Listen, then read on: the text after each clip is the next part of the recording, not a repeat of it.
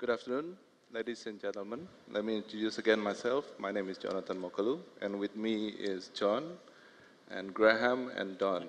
So John and Graham both are from architect industry, and whereas John is on same industry with me, which is the hotel industry.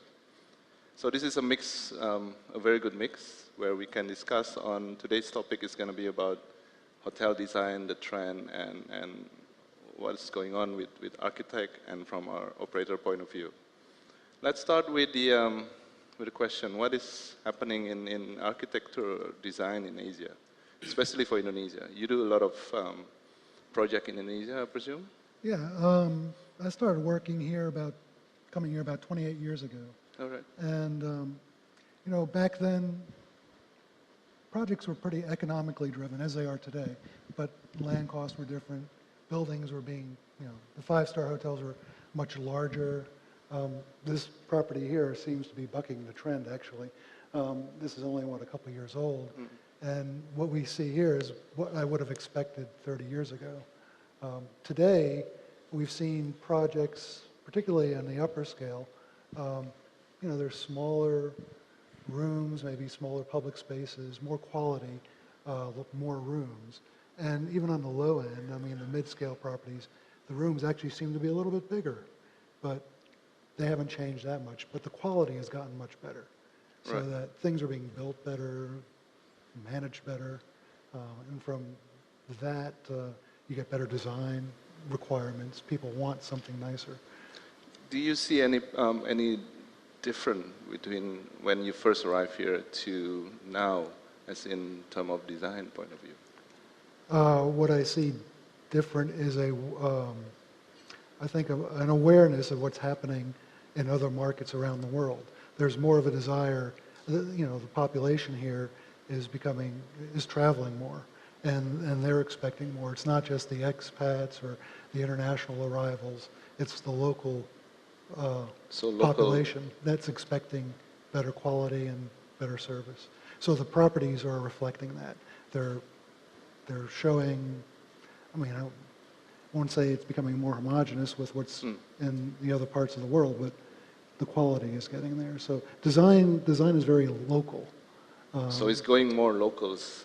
I think is that so. What you're saying? I think it is being more interpreted. What do you think, Graham? Yeah, well, I came here to this region 23 years ago initially, and I started the international division of a large Malaysian practice. And in those days, we were looking at just providing a level of comfort and a certain amount of luxury to the countries in the region where there just wasn't enough accommodation. And what I see now, which is in many ways far more exciting, is that we've already established in most places a level of comfort and luxury and an accommodation option which is acceptable to most people. So now what we're looking at is experience. We're trying to actually make something exciting, and somebody who actually want to go there and have and perhaps take themselves out of their normal life. And I think one of the really interesting things for me is the idea of the staycation, where people would just go and stay in a hotel just for the experience of staying in a hotel, which is something I would always have done. But I think it's great that that's actually now a thing, and that people recognise that there's a magic about hotels, there's a magic about you know, being out of your home and out of your normal life. And I think that for me, it's taken it to a new level, where we're now looking at touching onto people's emotions and stimulating them, getting a response from them. So you were saying the more experience kind of concept design and more personalized design convert to... I think it's the difference. I think what is great now is that the marketplace is now ready for completely different products, you know, where you've actually got things which give you a totally different type of experience. So you're either very localized, it's very simple, or it's super luxury, or it's something in a location you never expected to be in. Or you showed earlier on there was a picture of a tree. You know, we did that 6 years ago in the Maldives. We were looking at doing a Fairmont and a Raffles, and the Raffles was going to be treetop. Okay. And now there are actually a number of hotels with treetop rooms, and there's also a number of hotels with underwater rooms, which was something else we looked at. You know, so it's now just getting the variety of experience, I think, and which is providing great sort of challenges for operators. And I think the sub-branding is really a very positive thing in the industry. And from your perspective, Don, do you see any, I mean, your background is a lot in China, I presume, in Shanghai? In Yeah? China. Yeah, you do a lot of works in China, and then you just recently joined into Indonesian market, or Southeast Asia market, is it? Yeah, in fact, I was just relocated just about coming to 2 years. And previously, I spent like almost 19 years in China. 19 years? Yeah, 19 years, and basically most of the time in Shanghai, it's about 10 years. So in terms of, the architectural design of hotels, well, if I were to compare between, what we have in China, the local designs and, from the stakeholders' perspective, a lot of owners, right, when they want to develop a hotel, right, depending on budget, but again, in China's owners are basically they are flush with cash. Money is never a concern to them. When they want to build a trophy, they'll get international designers. But having said that, the contract that the owners sign with the international architectural firm is most of the time until concept stage. And then the local design institute will carry on from DD stage. So there is a kind of like, a discontinuity, in terms of architectural design. All right. I've seen, few cases This where... is based on your experience in Shanghai, or is it also in happening Shanghai, in China. Do you have the same experience, John?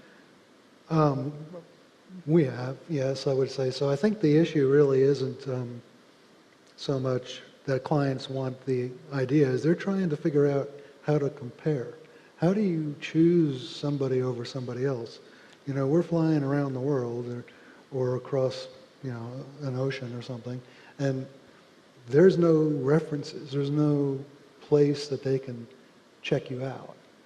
They can look at our built work. Okay. I mean, and see that we can do the work, but there are people who just want ideas and they want to steal your ideas, or they want to think. Well, with the new technology like Pinterest Yeah, is right, coming right, around, right, right, and people get reference from Pinterest, isn't it? Exactly, and my biggest competition isn't him, it's Pinterest. I mean, I get clients sending me WhatsApp photos of off Pinterest and saying, I want this, and it's like, really? That's not even near. That's not even worth it. Right, but the thing is really what we do is we create experiences. So we need to understand what the environment is and understand the operator and understand the environment and create this space, this place that's going to be memorable for the guests to come to, and it will be cost effective for the operator. Yeah, yeah. All right, so let's move on to the next question. Green building. So, green building architecture, what is this? Is this something new, or has it been around, or is there any benefit for hotels? Well, I'd like to, green building, that's a good question. I mean, it used to be that designing good design that was efficient, used the materials well, the site well, and all that. But that was just that's what we were taught to do. And now it's, architecture or design has become compartmentalized. We have to have green architecture, Ideally, green architecture is supposed to be low carbon footprint, right? True. So that you're not using resources more than you have to. Now it's become putting plants on the side of the building. It's become green building. That's the green building, right? And in fact, sticking plants on the side of a building is probably less green than what it is, because you're having to structure that side of the building, you're having to put water into it, you have to do all this stuff so that the offset of the plant material is probably negated by the cost of the additional construction. It'd be better to do a green roof, because the structure for the roof is already there, right? You can put a garden on the roof, you can grow plants that the operator can use to feed in the restaurants. Yep. And that way you're not getting trucks to bring the plant material in. You're using minimal structural increases, so you're not building it, and you're doing something that's a little bit more I guess, to the core of what the green building should be. What about like green building is more like conserving energies, you know, Sure. using less energies. That's the other part, because if you're using less energy, unless you're doing renewable energy, but if you're using fossil fuels Yep. to power the electricity and everything else, then that, it'd be better to have a more efficient building that uses less energy, both economically and for the environment. Is it cost you more to build a green building? Well, it's an arguable point, and it's something that's been discussed a lot. And in New Zealand recently, they were looking at they haven't regulated yet, and they're looking at what it would cost to put a Green Star rating on every building. And the notional figure was 5%, but I think in reality it shouldn't cost any more, and I think I agree with John. I mean, basically what we're talking about is good design. And I think that it's a little bit like accessibility. You know, accessibility was a subject. I was an access consultant for a while when work was a bit slack in London. And but the truth is, the more you go into it, if you design a building properly, you know, it should be accessible, and it should also be sustainable. And I think it's one of these subjects which will go away in architecture, like accessibility has. No one questions whether a building should be accessible anymore, and there aren't such things as access auditors. But you know, I think sustainability would go the same way. But the one thing I would say about this, because sustainability has been talked about in hotels, and green buildings have been talked about in hotels for over 20 years, as far as I know. And but there are two sides to it. There's the PR side, and there's the real side, right? And so PR side, you put some greenery around it and some gardens, and you say that, you know, you put the towels in the bath and you don't wash the other towels and stuff. But it reminds me of some friends of mine who got very upset with me because I was talking about the lighting in their new kitchen. They said, oh, this is because it was the wrong colour. And they said, oh, this is low energy lighting. How, you know?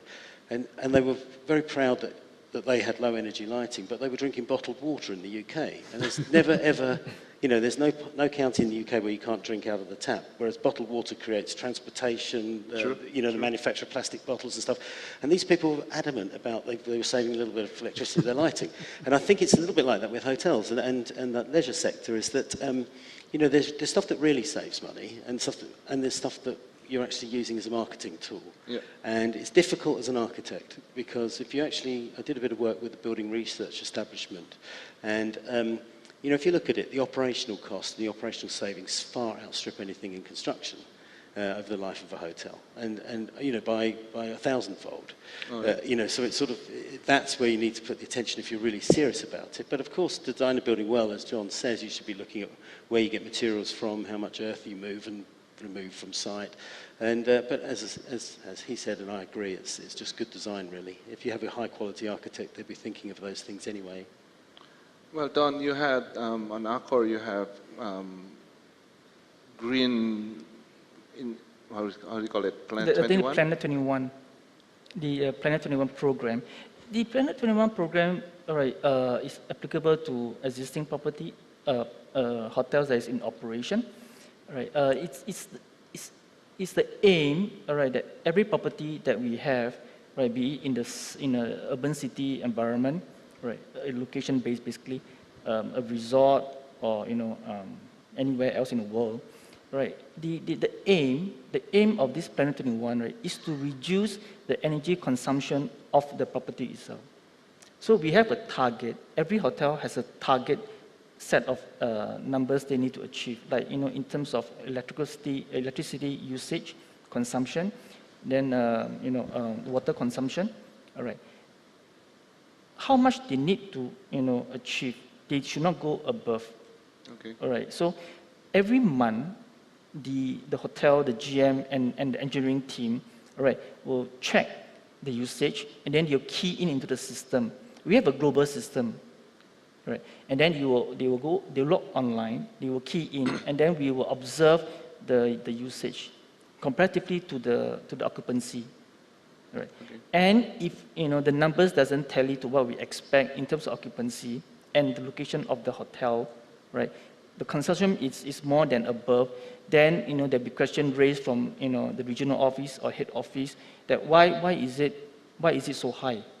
The hotel, right, when this comes down, the hotel will look at it and then they will investigate. And they need to see exactly where and why there is such a high usage for that particular month. And they'll need to explain.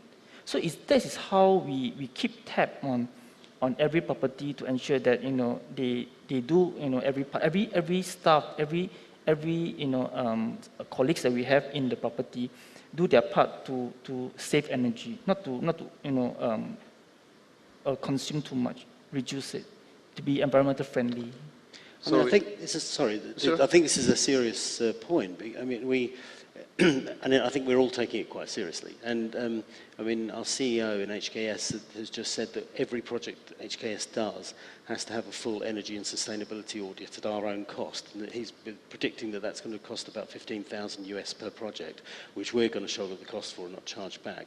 But that's 100% of projects worldwide are going to have that. Just so we just think it's the right thing to do. You know, so as I say, I think it will just become part of general practice. Maybe the cost of projection, the cost of construction will be higher, but then it will assist us as the hotel operators to run a hotel more efficiently, isn't it? Oh, sorry, I think just to drop in.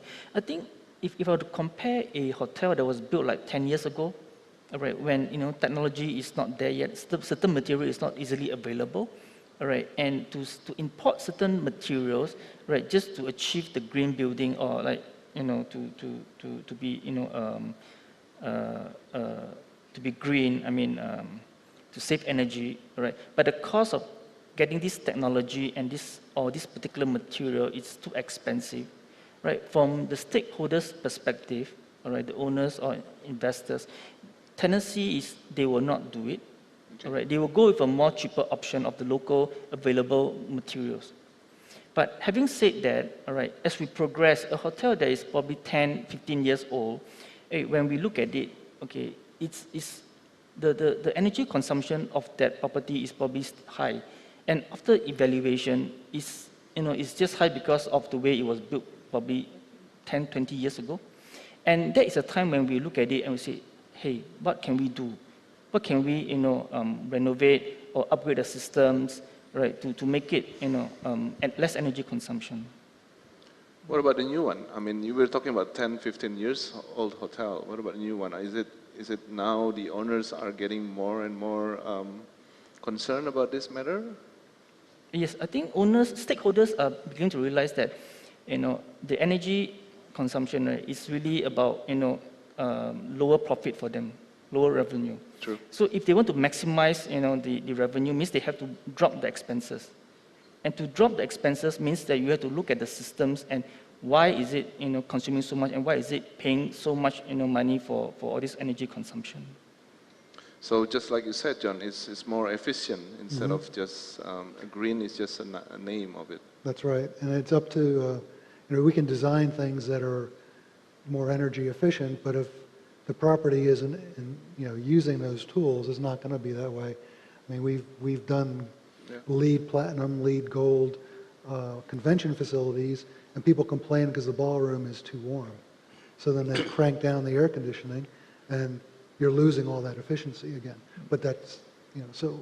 I mean, it is market-driven. I've been doing a lot of work in Egypt and a certain amount in India, and if you look at 3,000-year-old buildings in Egypt, they're all naturally ventilated, they're naturally cooled, they have, you know, and that is properly good design, but we still can't, I have designed buildings like that, but you'll never get a hotel operator with a building that doesn't have air conditioning. That is what is your job, is to make sure that, that it's... Well, we're not operating the properties, but...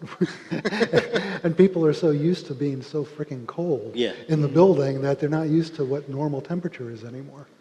Yeah, true. Yeah. That is very true. Right, so we only got 5 minutes left. My last question, co-living. Have you guys heard about co-living? Well, tell me which version of co-living you're talking about. I mean, is it the hipster hostel, or is it the, you know, the hipster on-demand service department? Co-living is more kind of like what I watched your boss, actually, Sebastian Bass, was saying something about hotel become the center of the community. Where everybody you're creating a community centers, which is a hotel, and it become a co-living area. So would that concept work for Indonesia, or will it come?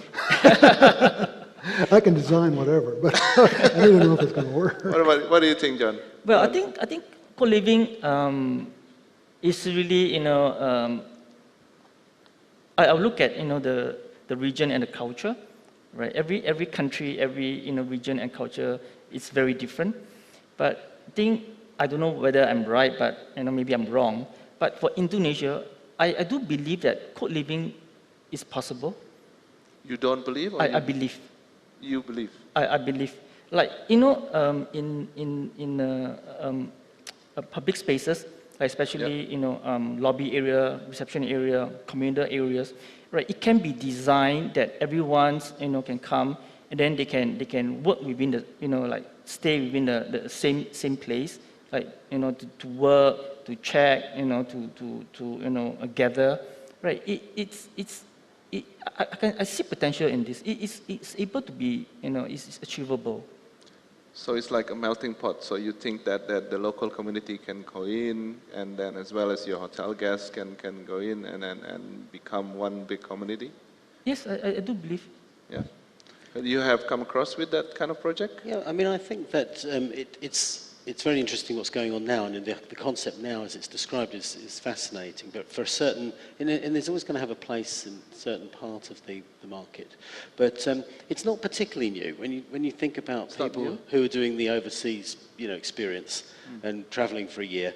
I mean, they get a lot of benefit out of living in a hostel and having a common room and sharing information on where to go that day and cooking together.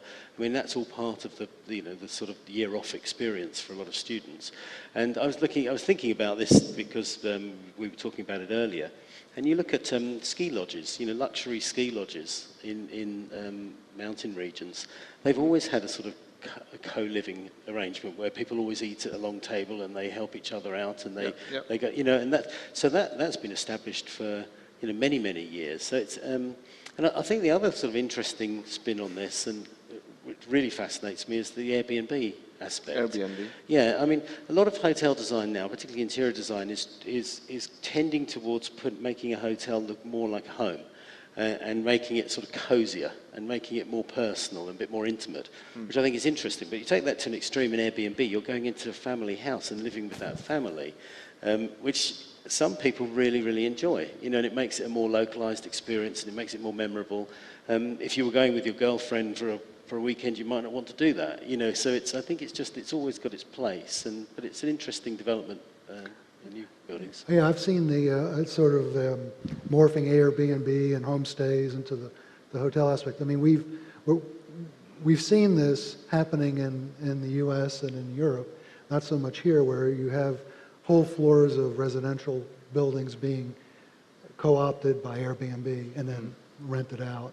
Or we're converting floors on office buildings and making them into essentially a service department.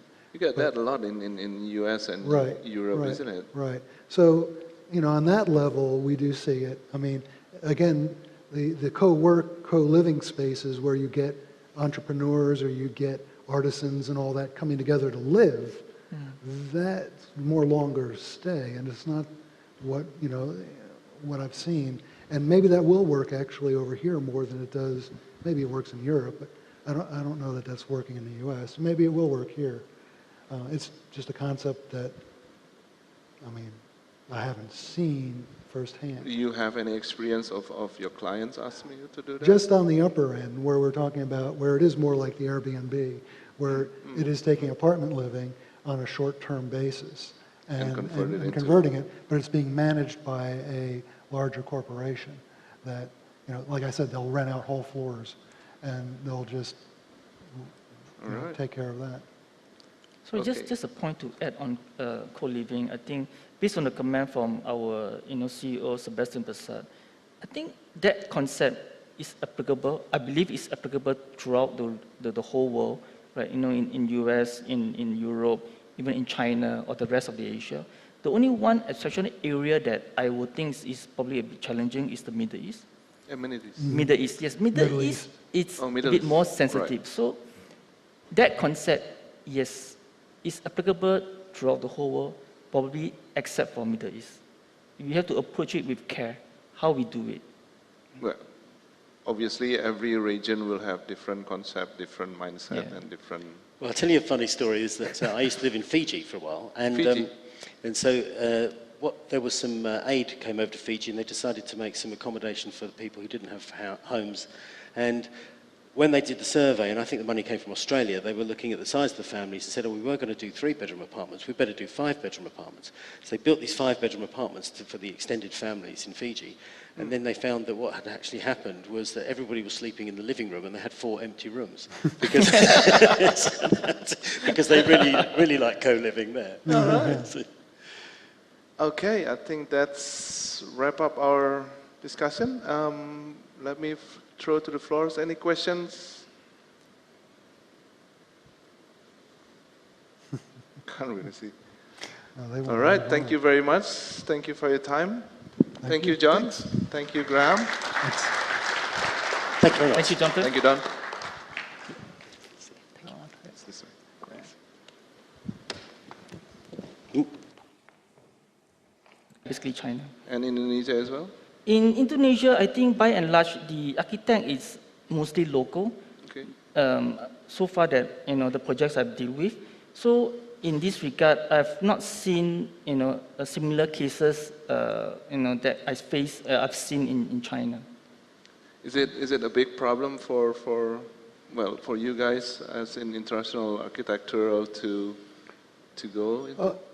Well, I would say that the more experience, I want to say experience, but the more successful clients that we've had are the ones that have kept us involved, where we tend to push to do through design development, so that and that the local architect is actually involved from the beginning as well, and then we're involved through the completion, in review of the documentation, in presentations to the operator and to the owner. So those are the more successful projects. There have been projects where you just do the concept and they don't want you around anymore. Yeah. But that's their choice. Yes, It's not our choice. I mean, I'd love to be in it from beginning to end.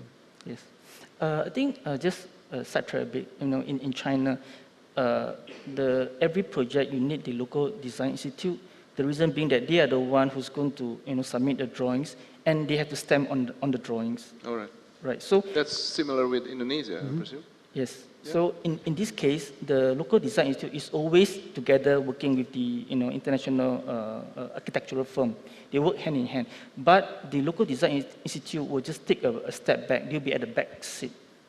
Right. They will just give comments and advice from the local building code regulations and any challenges that you might face if you do this based on the local code. And yeah.